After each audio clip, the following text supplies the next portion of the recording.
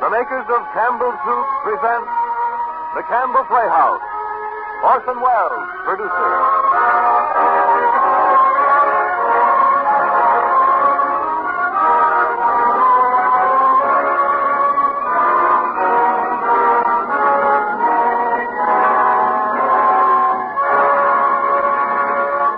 Good evening, this is Orson Welles. Our story for tonight is Noel Coward's Private Life. When first produced several seasons ago, it startled London and delighted New York, prodding the critics to rustle among their dictionaries and bring out such adjectives as scintillating, gossamer, gleaming, and hilarious. It must delight Noel Coward to look backward a few seasons and find his play has become acclaimed as one of the most famous and lasting of modern comedies. It's been played all over the world and extensively, although so far not successfully, imitated.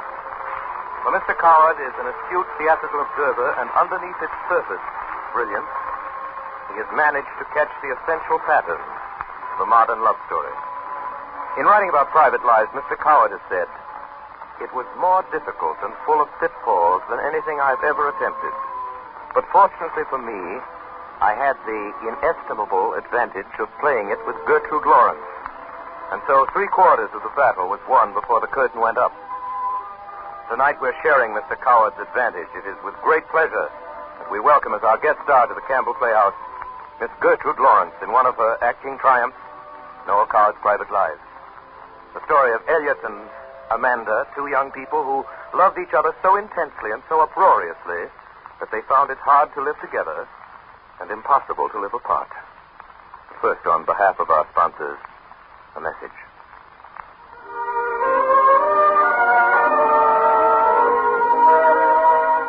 At this very moment, if you could peek into thousands of ice boxes all over America, you would see cans bearing the familiar red and white label of Campbell's. But these cans would be Campbell's tomato juice. Yes, Campbell's tomato juice, made by the makers of Campbell's tomato soup, and made with the same care and pride. In spite of the fact that Campbell's has become the largest selling tomato juice of all within a few short years, there must be many of you who have not yet tried it. If you are one of these, may I suggest that you get acquainted at the first opportunity. What a perk-up drink it is, especially at breakfast. It has a tang and liveliness all its own to open your day with a smile. Your first sip of Campbell's tomato juice confirms the bright promise of its glorious red color. The red of vine-ripened tomatoes picked at their very peak of flavor. Have you tried Campbell's tomato juice? If you haven't, won't you order a few cans tomorrow? Still them thoroughly and give the family a treat with their Sunday breakfast. Once you know its keen, lively taste, I feel sure you'll want it regularly. And now Gertrude Lawrence and Orson Welles in Private Lives.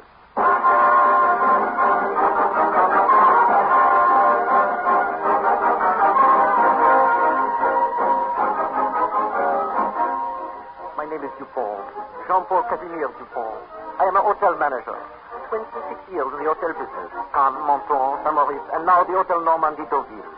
Ladies and gentlemen, in this time I have made a most sensational discovery. It is very confidential.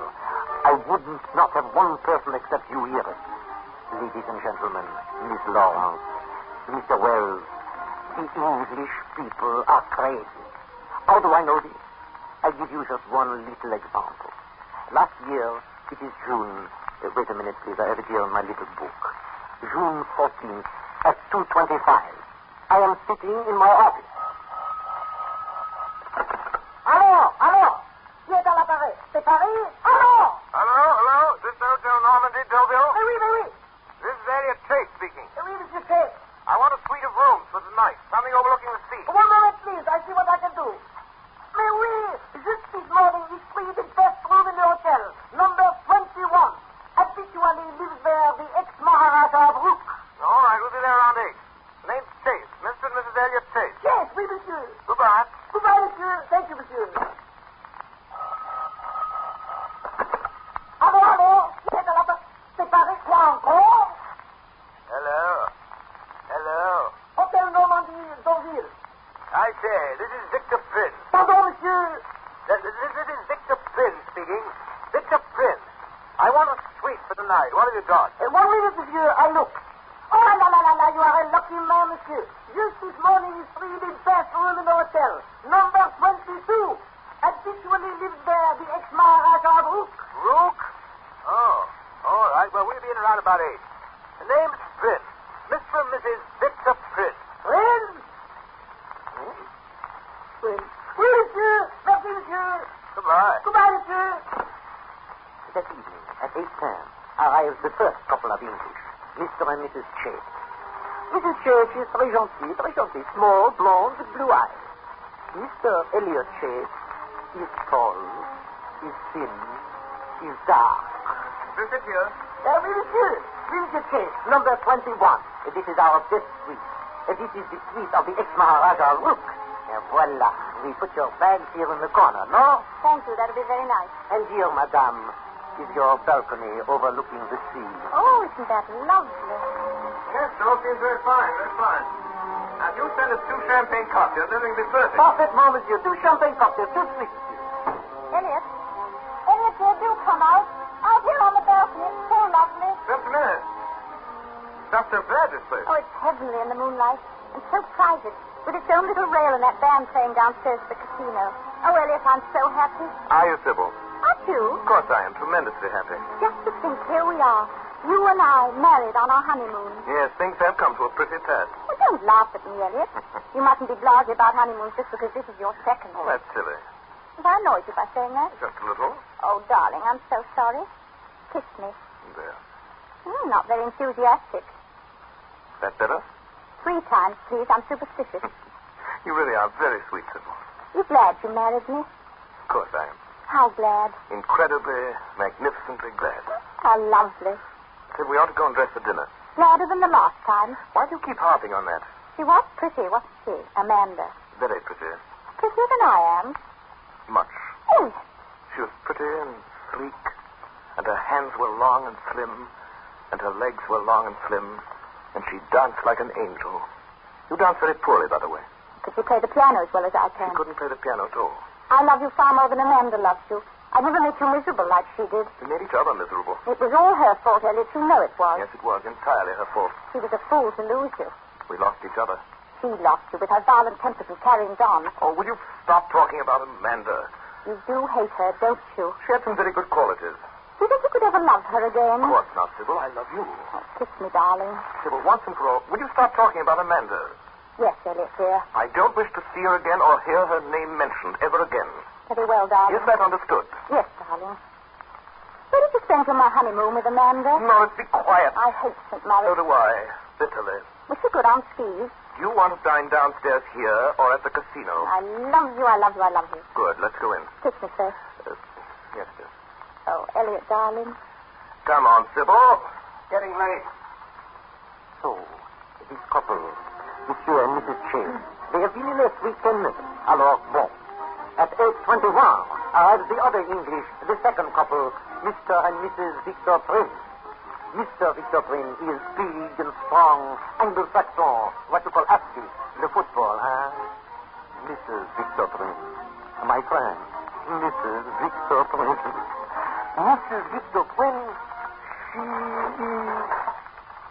Is this here? Oui, madame. Number 22. This is our guest suite. This is the suite of the ex-Maharaja Rook. Voila. We put your bags in the corner, no? No, thanks. That'll be fine. Here, monsieur, is your balcony overlooking the sea. Oh, I say, that's wonderful. Yes, it all seems very nice. Oh, do you do? Oui, madame. Will you send us up 2 dry martinis, 2 sweet, very dry? Parfaitement, madame. 2 martinis, very dry. 2 sweet, madame. Amanda! What? Come outside. The view's wonderful. And so private with a little rail between us and the next balcony. Come on out. Wait a minute. Where did I get a wrap on? I shall catch pneumonia. That's what I shall catch. Joe. I beg your pardon? You look wonderful, Amanda. Thank you, darling. You know, like a beautiful advertisement for something. Nothing peculiar, I hope. Well, I can hardly believe it's true. You and I here alone together, married.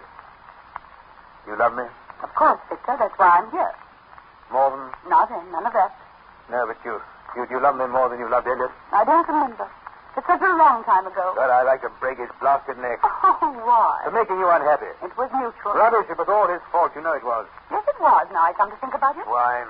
Don't be so vehement, darling. I'll never treat you like that. That's right. love you too much, Amanda. So did he. A fine sort of love that is. He struck you once, didn't he? More than once. Where? Several places. What a cad. I struck him, too. Once I broke 4 gramophone records over his head. It was very satisfying. You must have been driven to distraction. Yes, I was, but let's talk about it, please. Look at the lights of that yacht reflected in the water. I wonder who it is. Oh, you're so beautiful, Amanda. I couldn't love you more than I do now. Oh, dear. I did so hope our honeymoon was going to be progressive. Where did you spend the last one? Victor? I want to know. St. Moritz. It was very attractive. I hate St. Moritz. So do I. Did Elliot start quarreling with you right away? But in the first few days, I put it down to the high altitude. And you loved him? Yes, Victor. Oh, you poor child. You know, Amanda, I think you love me quite differently from the way you loved Elliot. I do wish you'd stop harping on Elliot. True enough, though, isn't it? I love you much more calmly, if that's what you mean. More lastingly? I expect so. Well, where did you first meet Elliot? Oh, blast Elliot. Mandy. I forbid you to mention his name again. I'm sick of the sound of it. You must be raving mad. Here we are on our honeymoon with the moon coming up and the music playing, and all you can do is to talk about my first husband. It's downright sacrilegious. Oh, don't be angry. Well, it's very annoying. Will you forgive me? Yes, Victor, but don't do it again. I promise. You better go and shave, my dear. You look perfectly awful. Well, where should we dine? Downstairs here or at the casino? The casino is more fun, I think. Kiss me. There, dear. Now hurry. I'm dreadfully hungry. I'll give me 5 minutes. And when the cocktails come, have them sent out here on the balcony. All right. Go along. Now hurry. I'll wait for you here. Now then, ladies and gentlemen, it is 8:41. I am standing in the garden. It is moonlight, and the music is playing. Above me is the balcony. The Suite 21, the Suite 22. Suite 21 is this Englishman, Mr. Elliot Shea. Suite 22 is this other Englishman, Mr. Victor Prince. Each has his wife. Now listen carefully, please. While I watch, commences on the balconies a movement. Him on balcony 21, little by little, he is moving toward her on balcony 22. She on balcony 22, she is moving little by little toward him on balcony 21. Between them now is only the little railing.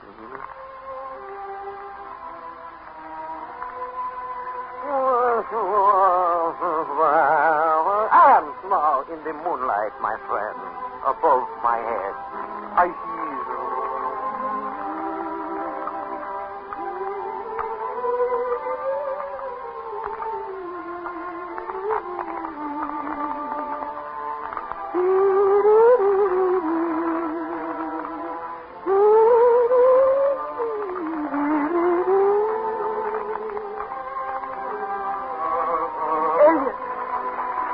Amanda. Thoughtful of them to play that tune, wasn't it? Amanda. What are you doing here? I'm on my honeymoon. Interesting. So am I. Are you happy, Amanda? Perfectly. Good. That's all right then, isn't it? Are you? Ecstatically. I'm delighted to hear it. We shall probably meet again sometime. Au revoir, Elliot. Goodbye, Amanda.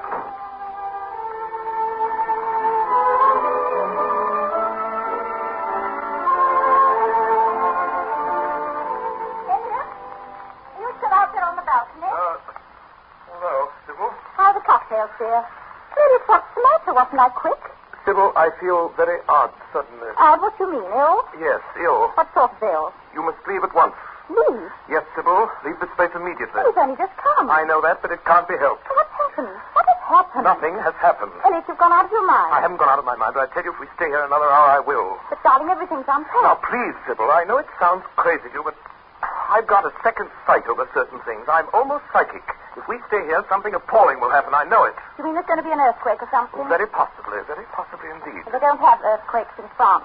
Don't quibble, Sybil. I'm asking you, imploring you to come away from this place now, tonight. But I love it here. There are thousands of other places far nicer. Well, it's a pity we didn't go to one of them. Sybil, if there's one thing in the world that infuriates me, it's sheer wanton stubbornness. I should like to cut off your head with a meat axe. How dare you talk to me like that on our honeymoon? Mother was perfectly right. She said you had shifty eyes. Oh, no, not one little bit. I wish I were dead. Will you or will you not come to Paris? No, I won't. Well, I will. I'm going now, this minute. Elliot, wait for me. Elliot! Goodbye. Amanda, you're behaving like a lunatic. Not at all, Victor. All I've done is to ask you a little favor. Little favor indeed. If we left now, we could be in Paris in a few If hours. we cross Siberia by train, we could be in China in a fortnight. but I don't see any reason to do it. Oh, Victor, darling, please be sensible, just for my sake. Why on earth didn't you think of this tragedy before? I forgot. You couldn't forget a thing like that. Well, I got the places muddled. Then when I saw the casino there in the moonlight, it all came back to me. Oh, when did all this happen? Years ago. But it might just as well have been yesterday. I can see her now lying dead, all white and cold, with that dreadful expression on her face. Whose face? My sister's face. Amanda. I never knew you had a sister. I haven't anymore.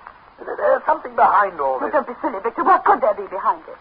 Well, for one thing, Amanda, I know you're lying. Victor! Be honest, aren't you? I can't think how you can be so mean and suspicious. You're lying, Amanda, aren't you? Yes, Victor. Why do you want to leave so badly? You'll be angry if I tell you the truth. What is it? I warn you. Tell me. Please tell me. All right. Elliot's here. What? I saw him. When? Just now while you were shaving. Now, what is? Down there in the garden in a white suit. White suit? Well, why not? It's summer, isn't it? Seal? No, he was running. What was he running for? How on earth do I know? Don't be so annoying. Well, as long as he didn't see you, it's all right, isn't it? It isn't all right at all. We must leave immediately. I absolutely refuse to change all our plans at the last moment just because you think you've seen your former husband. If he annoys you in any way, I'll knock him down. That was the chance. Now, don't let's talk about it anymore. I see. I see quite clearly now that I've been foolish enough to marry a fat old gentleman in a club-bound chair. You're a pompous ass. Amanda, control yourself. Get away from me. I can't bear to think I'm married to such rugged grandson. Amanda! Go away. Very well, Amanda. If that's how you feel, I shall be in the bar. When you're ready to come down and dine, let me know. Go away. Go away. Go ahead.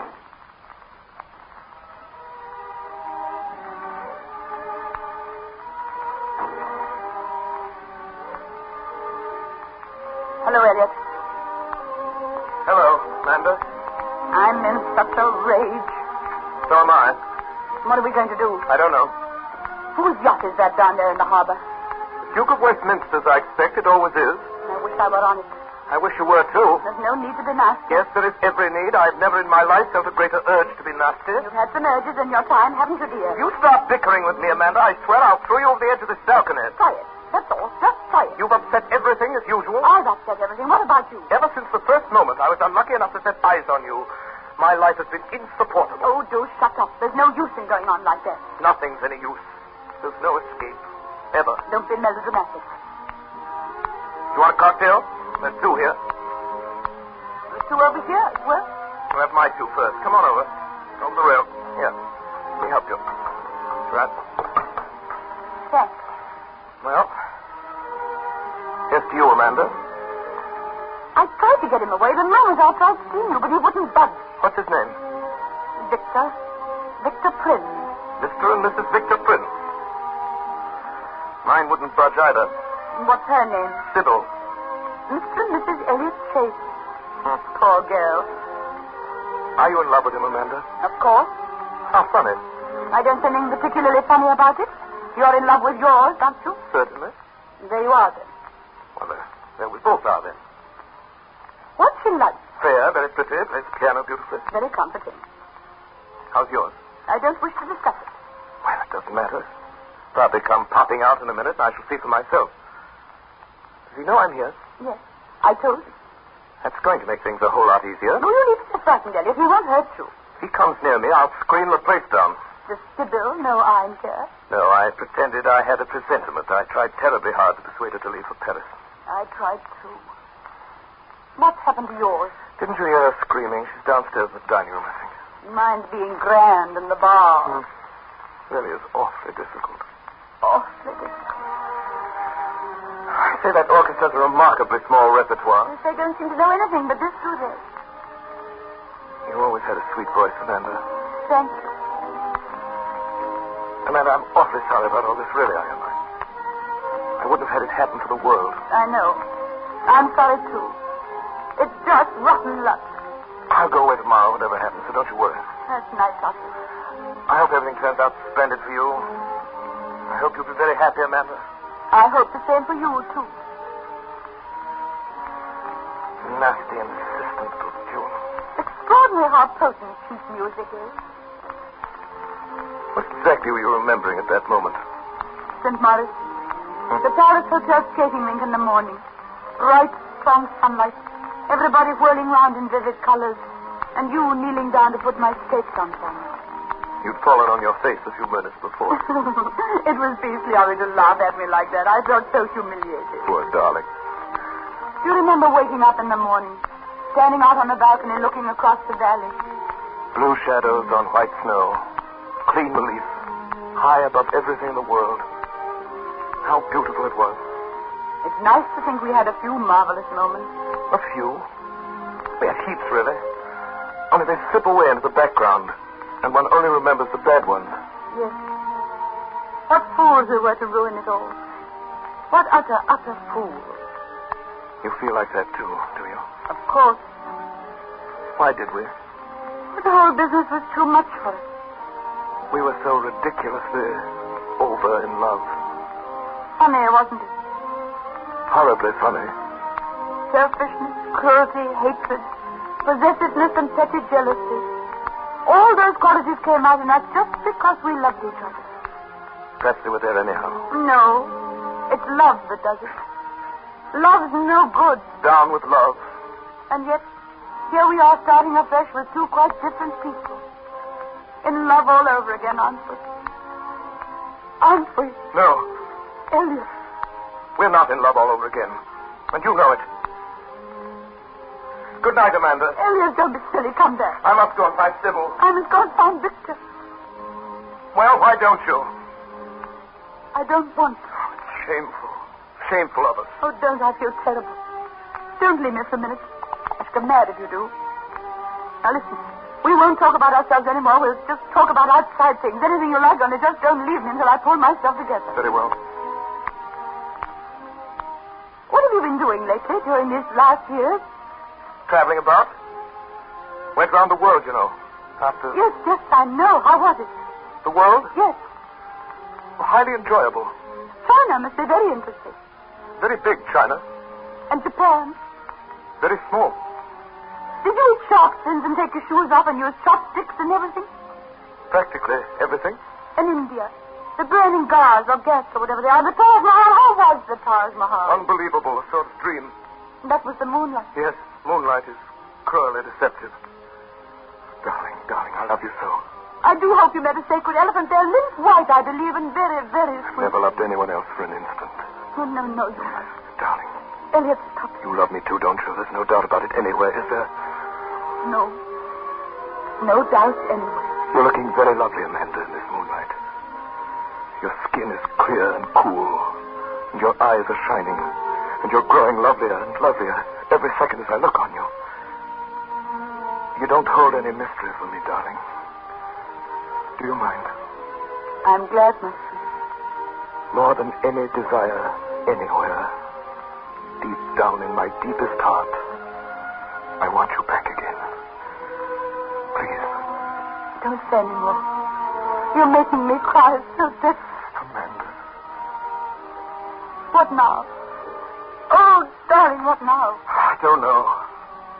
I'm lost, utterly. We must think quickly, quick. Yes, you've got to decide instantly, one way or another. Go away together now and stay with him. And never see one another again, Don't ever. be silly. What choice is there? No choice at all. Come on. No, wait. This is sheer raving madness. Something's happened to us. We're not safe. We never were. Where can we go? Paris first. My car's in the garage already. They'll follow us. That doesn't matter once the thing's done. Oh, Elliot, we're being so bad, so terribly bad. We'll suffer for this. I know we Can't be helped. Starting all those awful rows all over again. Oh, no. We're older and wiser now. What difference does that make? The first moment either of us gets a bit nervy, off we'll go Well, again. stop shilly-shallying, I'm Amanda. trying to be sensible. You're only succeeding in being completely idiotic. Idiotic indeed. What about Now, me? look here, Amanda. Elliot. Darling. I didn't mean it. I won't move from here until we have a pact. A sacred pact never to quarrel again. Easy to make, but difficult to keep. No. It's the bickering that does it. The moment we notice we're bickering, either of us, we must promise on our honor to stop dead. We'll invent some phrase or catchword which, when either of us says it, automatically cuts off all conversation for at least 5 minutes. 2 minutes still, with an option of renewal. Oh, very well. What will it be? Solomon Isaacs. Solomon Isaacs. All right, that'll do. Come on. What do we do if we meet either of them on the way downstairs? Run like stags. Oh, darling, I daren't. It's too wicked of us. I simply dare. Solomon Isaacs. But Elliot, darling. Solomon Isaacs. Come on, Amanda. Quick, someone's coming. This way on the rail. Hurry. Hurry up. Oh, but darling.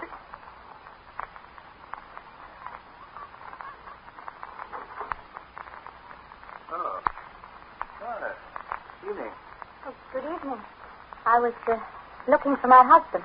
Yes, that's funny. I was looking for my wife. Quite a coincidence. Yes. My name's Prince. Victor Prince. My name's Sybil Chase. How do you do? How do you do? Very nice here, isn't it? Lovely. Been here long? No, we only arrived this evening. Another coincidence. So did we. How awfully funny.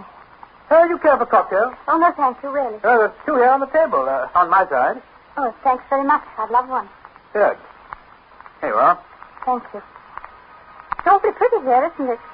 The moonlight and the lights of that yacht reflected in the water. Yes.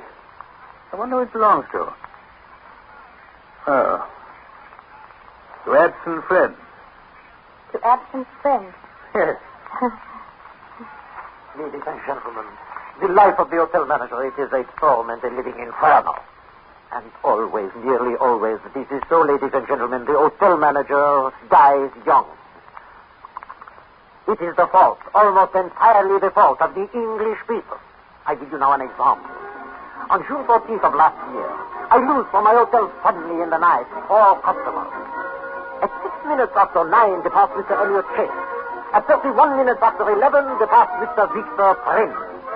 But this is the strange thing. Mr. Victor Prince does not depart with Mrs. Victor Prince. Why does he not depart with his wife, Mrs. Victor Prince? Because Mrs. Victor Prince is not here anymore. And why is Mrs. Victor Prince not here anymore? Because Mrs. Victor Prince is on the way to Paris. And with whom is she on the way to Paris? With Mr. Elliot Chase. It is as I have said. You see what I tell you. These people are crazy.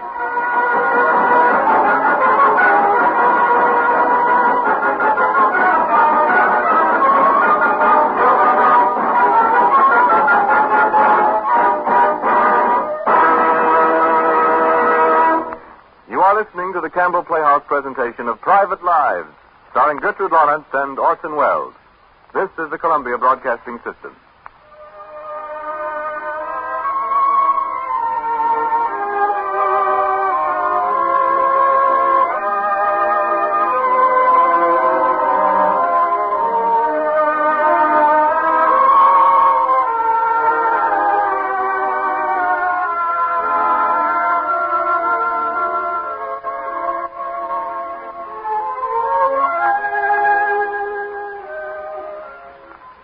This is Ernest Chappell, ladies and gentlemen, welcoming you back to the Campbell Playhouse. In a moment or two, we will resume our presentation of Noel Coward's Private Lives, but first a message. I imagine that Campbell's soups are used in your home just as they are in millions of homes across the country. But tonight I want to ask you about something else which Campbell's makes, Campbell's tomato juice. Have you tried it? A great many people have, because Campbell's is the largest selling tomato juice in America. Shortly after Campbell started making it, just a few years ago, women saw it in their grocery stores. Being acquainted with the goodness of Campbell's soups, many of them decided to try Campbell's tomato juice. At first taste, they must have liked it and then told their friends and neighbors about it, for its popularity has spread from coast to coast. There are those who have orange juice every morning for breakfast. Still others have tomato juice every morning. Perhaps the largest group of all have orange juice one morning and tomato juice the next. On your tomato juice mornings, I'd like to urge you to drink Campbell's tomato juice. Now we resume our Campbell Playhouse presentation of Noel Coward's Private Lives, starring Gertrude Lawrence and Orson Welles.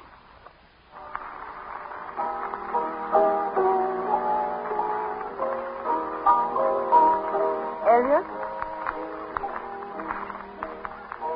Elliot? Yes, Amanda. I'm so glad we didn't go out this evening.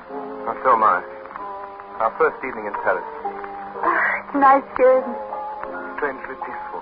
And the drive up was lovely. How do you know? You slept most of the way. I know I did, darling, but it was lovely anyway. We've hardly used Solomon Isaacs all day. Solomon Isaacs is so long. Let's shorten it to Solid. Solid. All right. Happy, darling? Of course. Even happier, we've had dinner. How long do you think it'll be? Oh, I don't know. The French are very conscientious people. We may get it by 9 or 10. That's good. You know, Amanda, it's an awful bad reflection on our characters. We ought to be absolutely tortured with conscience. Yeah, every now and then. Not nearly enough.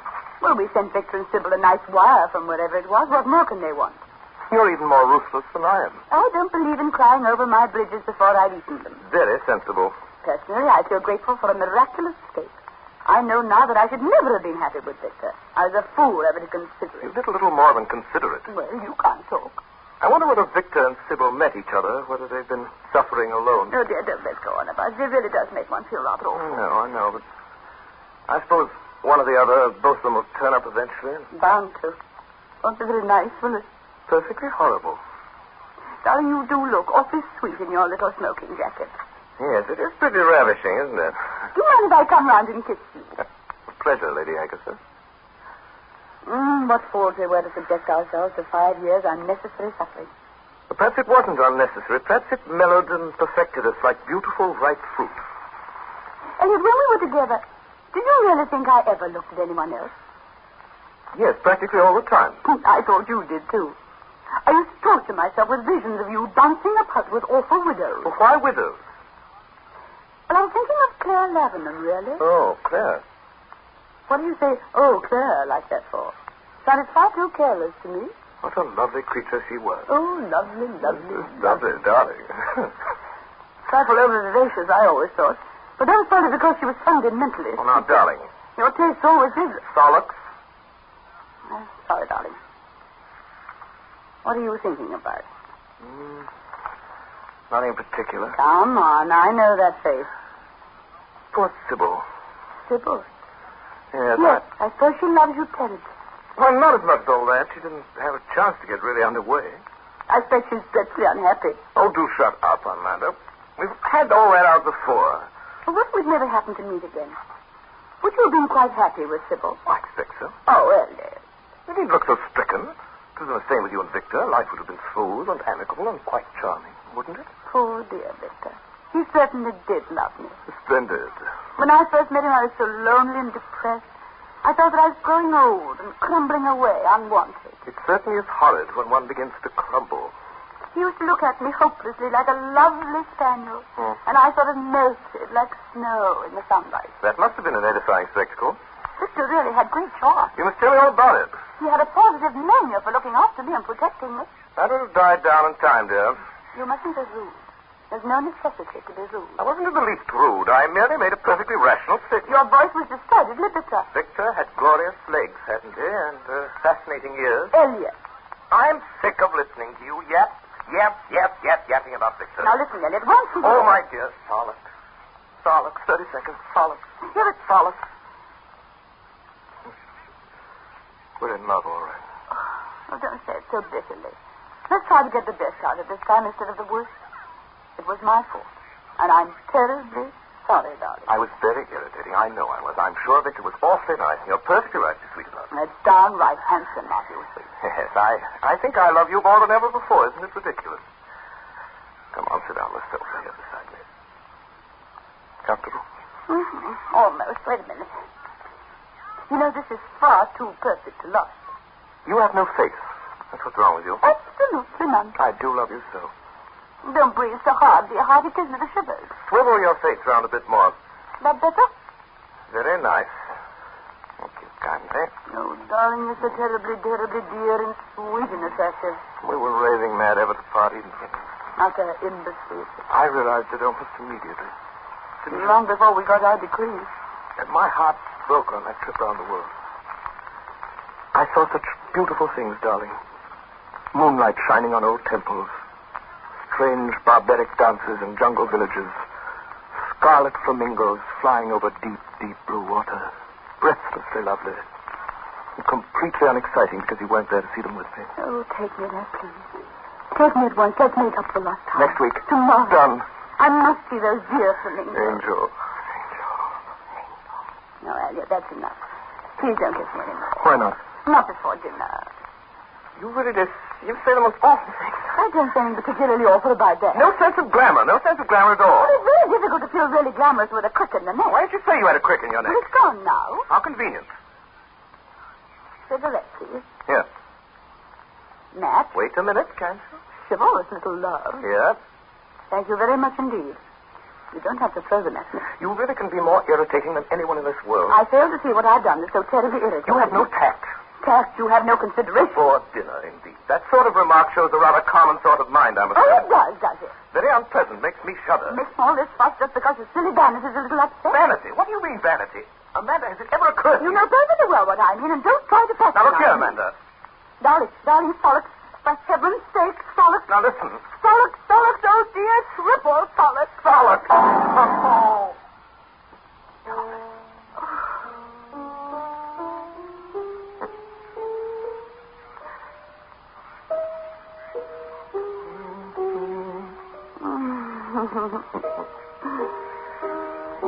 Big romantic stuff, this, darling. Yes, big romantic stuff.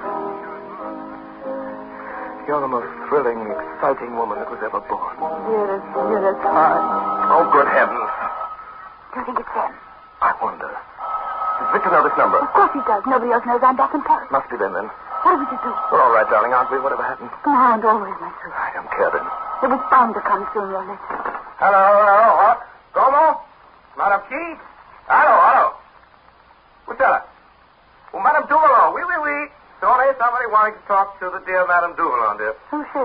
I'm the faintest idea. Je regrette beaucoup, monsieur. Madame Duvalon vient de partir cet après-midi pour Madagascar. Oh, I did get right. What did you say? I said Madame Duvalon sailed today for Madagascar. Amanda, what should we do if they suddenly walk in on us? Behave exquisitely. With the most perfect poise. Certainly. I should probably do a court courtesy. You know, things that ought to matter dreadfully don't matter at all when one's happy, do they? What's so terrible is that one can't stay happy. Darling, don't say that. It's true. The whole business is a very poor joke. Meaning that sacred and beautiful thing, love. Yes, meaning just that. Don't laugh at me, I'm serious. You mustn't be serious, my dear, when it's just what they want. Who's they? Say all the dull and stupid people who try to make life unbearable. Laugh at them, laugh at everything. If I laugh at everything, I must laugh at us, too. Certainly you must. Well, figures of fun, all right. How long will it last? This ludicrous, overbearing love of ours. Elliot, should we always want to bicker and fight? Who knows? It all depends on how well we've played. What happens if one of us dies? Does the one that's left still last? Oh, yes, with all his might. I believe you're talking nonsense. So is everyone else in the long run. Darling, do you remember that awful scene we had in Venice? Which particular one? When your curling irons burned a hole in my new dressing gown. That was a rouser, wasn't it? That was the first time you ever hit me. I didn't hit you very hard. We were very much younger then. And very much sillier. Matter of fact, the real cause of that row was Peter Burton. Oh, you knew there was nothing in there? I didn't know anything of the sort. You took presents from him. Presents, a trivial little brooch. I remember it well, bristling with diamonds, in the worst possible taste. Not at all. It was very pretty. I still have it and I wear it often. You went out of your way to torture me over Peter Burton. I didn't. You worked the whole thing up in your own stupid You imagination. must admit that he was in love with you, wasn't he? Just a little, perhaps. Nothing serious. You let him kiss you. You said you did. Well, what of it? What of it? Well, it gave him a lot of pleasure and didn't hurt me. What about me? Well, if you hadn't been so suspicious and nosy, you'd never have known a thing about it. Now, that's a nice point of view, I must say. Oh, dear, I'm bored with the whole conversation. So am I. Bored, Steph. Want a cocktail? No, thanks. I'll have a small one, I think. I don't see why you want this. You've already had two. No particular reason, anyhow. They were very small ones. Seems so silly to go on and on and on and on and on about a thing. But hardly call 3 dry martinis and the whole evening going on and on and on and on. It's become a habit with you. You needn't be so grand. Just because you don't happen to want any yourself at the moment. Stupid. Oh, really, Amanda? What? Nothing. It's a pity you didn't have another martini. It might have made you a little less disagreeable. It doesn't seem to work such wonders with you. Snap, snap, snap. Just like a little adder. Adders don't snap. They sting. Nonsense. They have a little bag of venom behind their fangs and they snap. They sting. They snap? They sing. I don't care. Do you understand? I don't care. I don't mind if they bark and roll about like fools. Not very fine, dear. You better have another cocktail. Very good idea. I will. Ridiculous ass. I beg your I pardon? said ridiculous ass. Thank you. You'd better turn that radio off, I think. Why? It's quite late and it will annoy the people upstairs. There aren't any people upstairs. It's the top of the studio. There are people downstairs, I suppose. Get away and shoot it. This is no time of the year for tulips. Turn it on again, please. I'll do no such thing. Very well, if you insist on being boorish and idiotic. Turn it off. It's driving me mad. You're far too temperamental. Try to control yourself. Turn it off. I won't. There. Now you've turned it out of the wall. Good job, too. Disagreeable pig. Amanda, put that radio down. Amanda, darling. Solid. Oh, solace yourself. You spiteful little beast. Oh, you struck me. Is is the end, you understand? The end. Finally and forever, I'm leaving. You're not going away like this. Oh, yes, I am. Oh, no, you're not. Oh, yes, I am. Oh, no, Shut up. You cruel Shut up. thing. I wouldn't let you again. I hate you. Falling on your second time was you're a mean, evil little vampire. I hope I never set eyes on you again so long as I live. You please. You please. You bad. You bad. You please. Please, I've been on your face.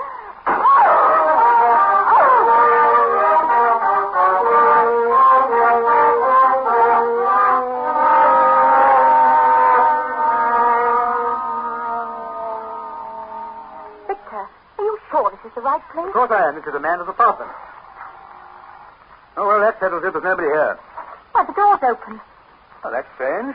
Good heavens. I say, what's been going on here? I never saw such a They shambles. tried to kill each other. Amanda! Elliot! Not a sound.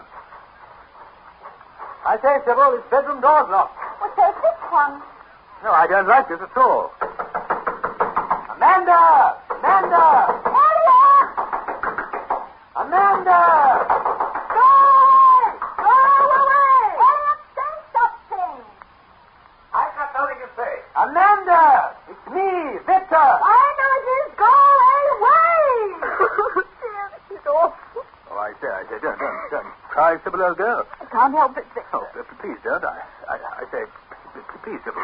Oh, why don't they come out? It's all so squalid. I wish now we hadn't come. Oh, what's the use? Well, we've got to see him before we go back to England. We must get things straightened out, Sybil. Dear, I wish I were dead. Oh, I tried to control myself, honey. I'm so tired. That was such a long drive, and I haven't slept properly for ages. Well, neither have I. If we hadn't arrived, we did. They'd have killed one another. He must have been drunk. Amanda hit him. He probably hit her, too, earlier on. I had no idea anyone ever behaved like that. It's so disgusting, so degrading. Elliot, of all people. Oh, dear. What an escape you've had. What an escape we've both had. Good evening, everybody. Elliot, how could you? Look here, old man. Does it occur to you that some sort of explanation... How do you do? I don't think we've met before. Hello, Sybil. Oh, Elliot, how could you? Sybil, I'm awfully sorry. Well, it's easy enough to be sorry. On the contrary, I find it extremely difficult. I seldom regret anything. This is a very rare and notable exception. Sort of red letter day. We must all make the most of it. I'll never forgive you, never. I wouldn't have believed anyone could be so careless and so cruel. Sybil, I absolutely see your point. I am sorry, but I simply cannot discuss this any further before dinner. I don't want any dinner. Oh, yes, you do. You must be famished after that long drive from Deauville. Now then, where's Amanda? I'm sure she's simply dying to see you both. Where'd she go to? She's in there. In here? Amanda? Amanda? Good evening, everybody. Amanda, we have guests. Please don't address me. I don't wish to speak to you. Splendid. And what's more, I never shall again as long as I live. He shall endeavor to rise above it. I've been brought up to believe that it's beyond the pale for a man to strike a woman. A very poor tradition. Certain women should be struck regularly, like gongs. Oh, how could I told you what he was. He's an unmitigated cad and a bully. And you're an ill-mannered, bad-tempered slattern. Slattern? Yes, slattern, and fishwife. Keep your mouth shut, you swine. And you mind your own business. What are you... Please, help me, Amanda. I'm not going to interfere. Let them fight if they want to. It'll probably clear the air anyhow. Yes, but Amanda. Come on into my room. Perhaps you'd like to tidy up before dinner. No, but Amanda. Come along. Very well. Now then, what?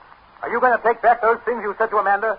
Certainly, I'll take back anything if only you stop bellowing at me. You're a coward, too. They want us to fight, don't you see?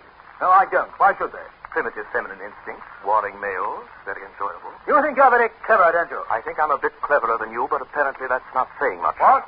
Oh, do sit down. I will not.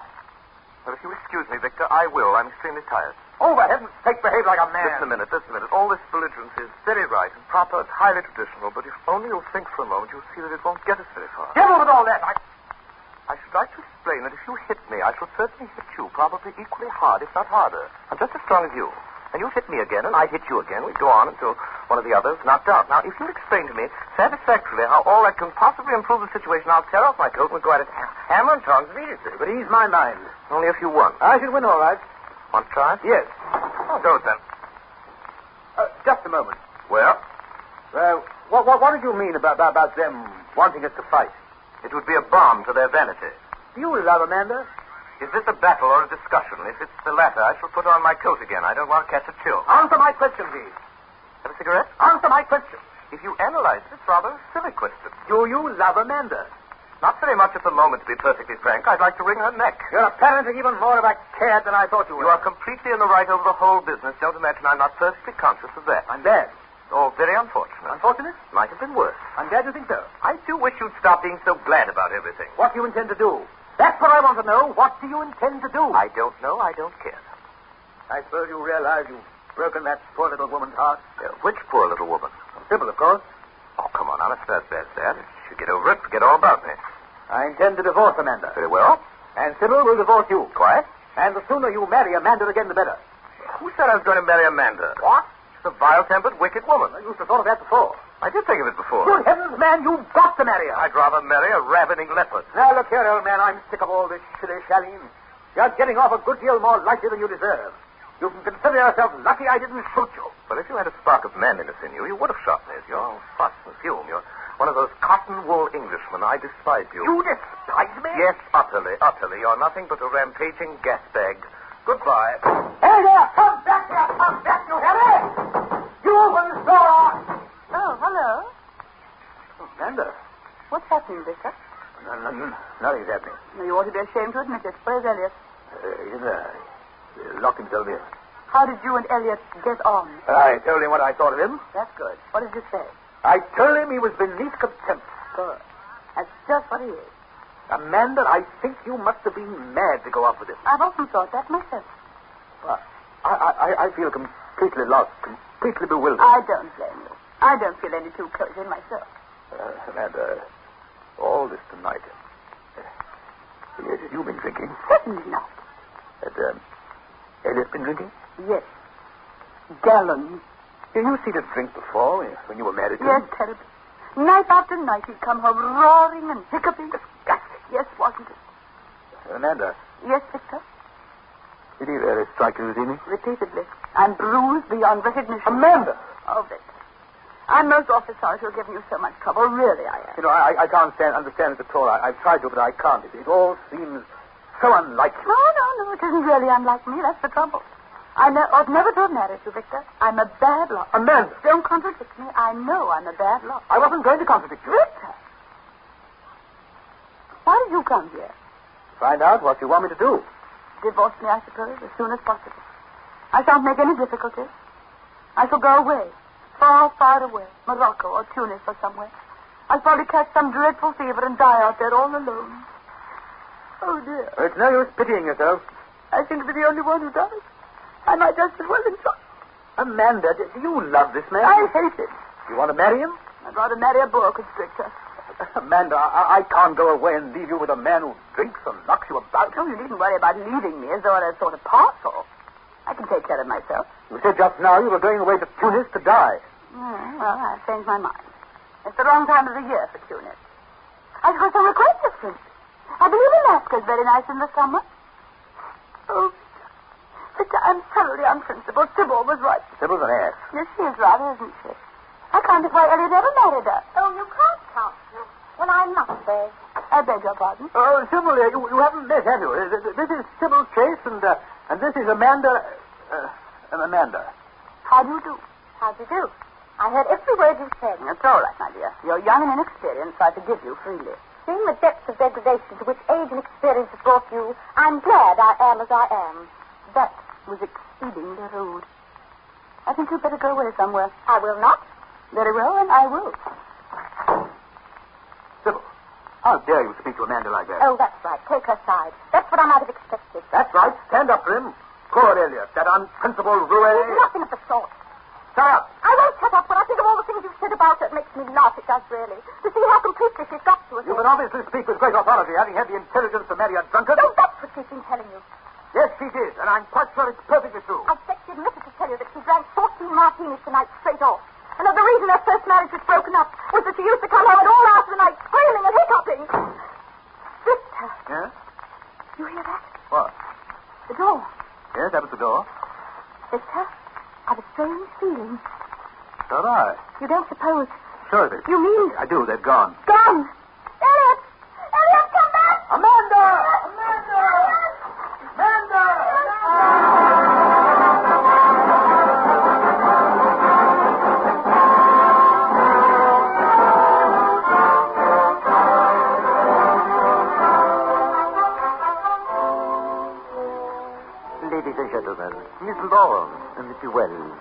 do you remember me?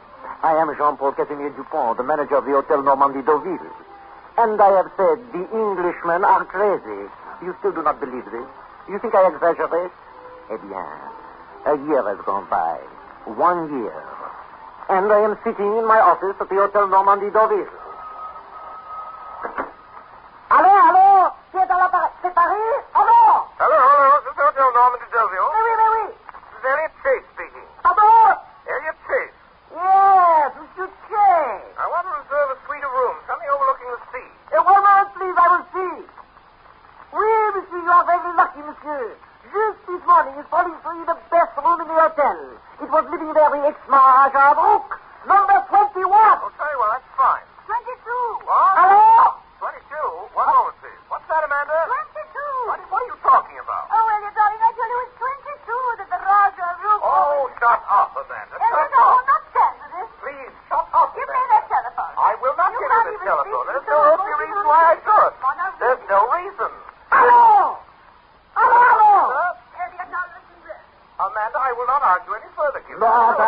Give me Get back the the back. telephone. Back the telephone. Elliot? Amanda. What do I tell you? Amanda. People are afraid.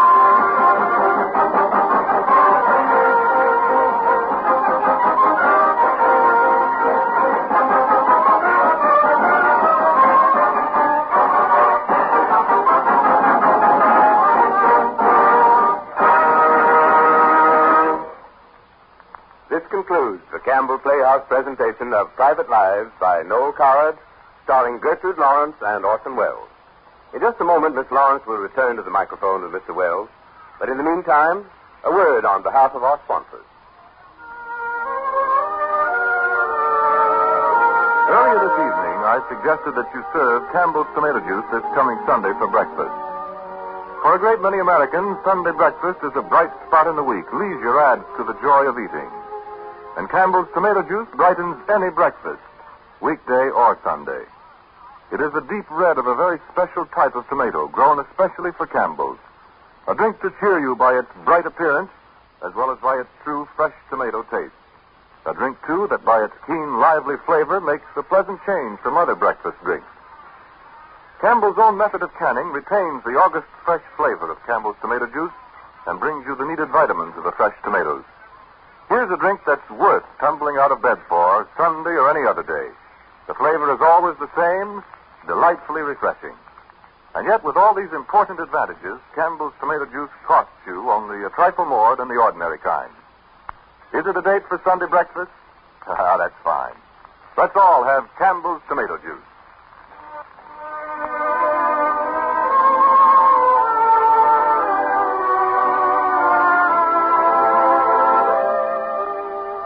And now, here is Orson Welles. Somebody once said that every man in New York is or has been in love with Gertrude Lawrence.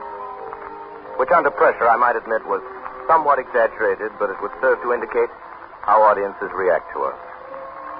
Miss Lawrence is that rare phenomenon, rare in life and just as rare in the theater. A person with the ability to inject the rich glamour of her own person into whatever situation she happens to be in. Not the least part of this wonderful gift of hers is the grace and effortless ease with which she does it. I'm sure some of that quality of personal magic has come over to you tonight. Certain it is that we are all deeply susceptible to it here in the studio. Thank you for those kind words, Mr. Wells, but I must rush to my own defense. Too often the life of an actress is reported in rainbow colors, a sort of dream world of continual admiration and excitement. Actually, there is more to it than this. An actress is to be a businesswoman, and it is probably the hardest working business in the world. That's particularly true in your case, Miss Lawrence, since you could hardly be described, certainly be described as the most hard-working star on the stage in America. Of course, if you've only yourself to blame in this matter, since you insist on appearing only in smash hits. I mean specifically tonight at 8:30, Susan and God, and now this new comedy of yours, the Skylark. That takes care of about 3 years of packed houses, doesn't it? And now, Miss Lawrence, dark rumors have reached us here of your doings as a young child. Oh, but just what is this wild tale of you and Noel Coward making your debut together at the advanced age of 11 in London? Is there any particle of truth in this allegation? Yes, you're quite correct. Absolutely correct. course. Mr. Coward and I were in dramatic school together, and we did, on one occasion, appear in the same play. It was a Christmas story in London. And what did you play? We played Little Angels.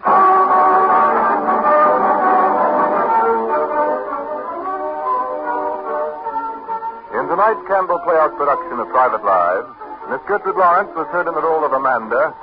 Orson Welles played the part of Elliot Chase. Sybil was played by Naomi Campbell, the part of Victor by Robert Spate. The hotel manager was Edgar Barrier. Music for the Campbell Playhouse is arranged and conducted by Bernard Herrmann. And now, Mr. Wells, will you tell us, please, about next week's story?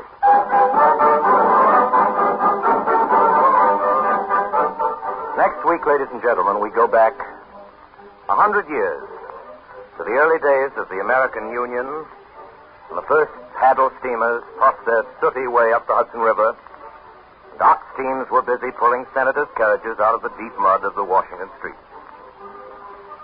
Next week, we bring you Black Daniel from the book by that distinguished novelist, Honore Wilson Morrow. The story of the great Daniel Webster and of his love for the beautiful Carolyn Leroy, which brought him from his New England farm to the service of his country and the defense of the Union. Our guest this evening will be that lovely motion picture star, Miss Joan Bennett. And now until next Friday, until Black Daniel, our sponsors, the makers of Campbell Soups, and all of us in the Campbell Playhouse remain obediently yours.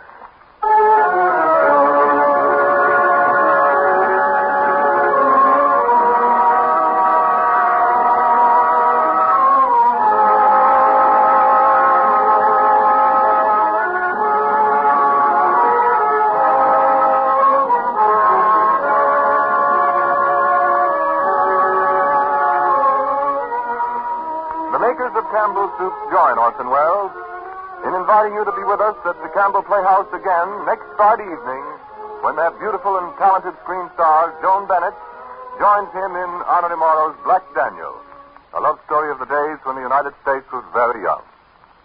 Meanwhile, if you have enjoyed tonight's Campbell Playhouse presentation, won't you tell your grocer so tomorrow when you order Campbell's tomato juice? This is Ernest Chappell saying thank you and good night.